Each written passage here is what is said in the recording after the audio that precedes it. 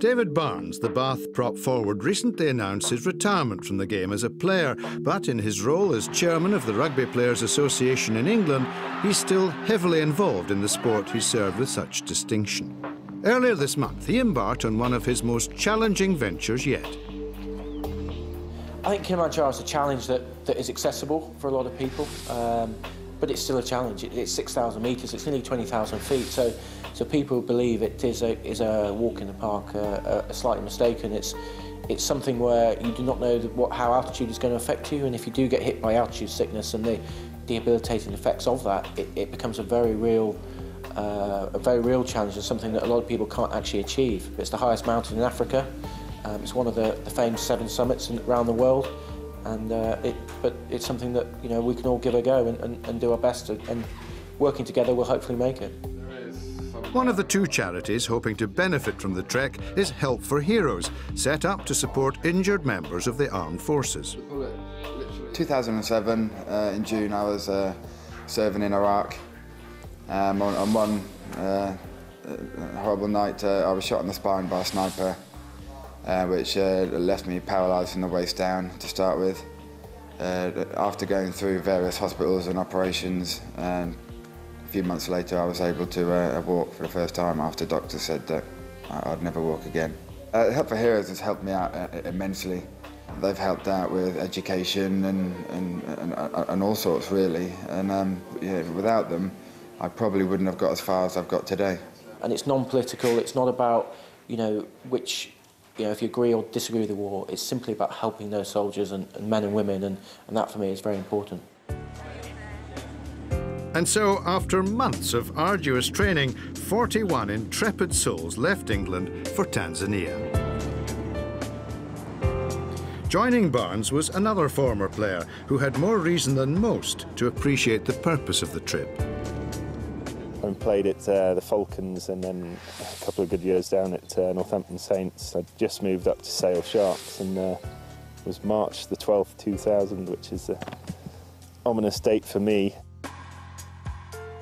Caught at the bottom of a ruck, Andy Blythe dislocated a disc in his back, and at one point it was feared he might never walk again.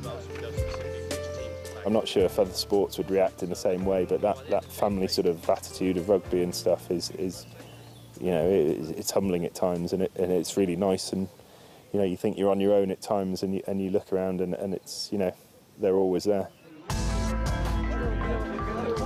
While the RFU's Injured Players Foundation and the RPA Benevolent Fund have played huge roles in his recovery, much of the credit goes down to Andy himself. Kilimanjaro just the latest challenge he's taken in his ever-improving stride.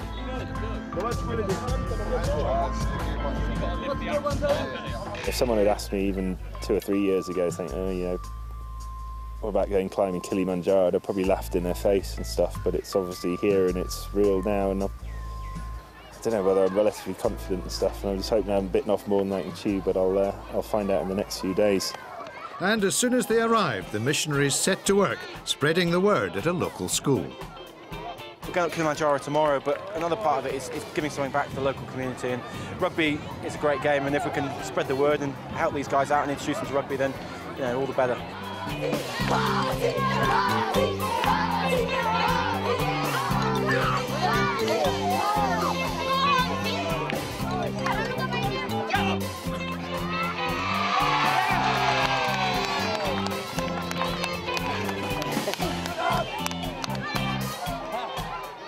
Hands in the air!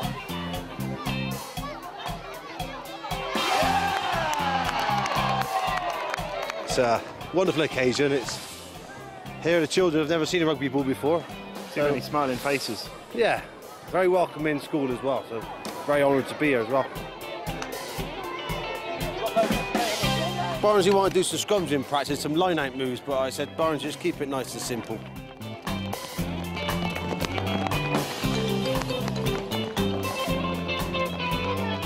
I'm not sure my Swahili's up to it, but we're getting there. Ready? You're ready? Down low, down low, down low. 3, 2, 1.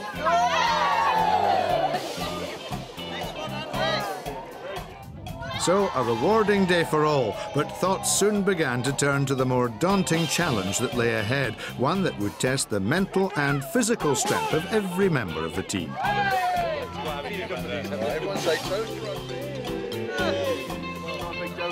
Now we're ready to go. Join us next week to see how we get on Mount Kilimanjaro.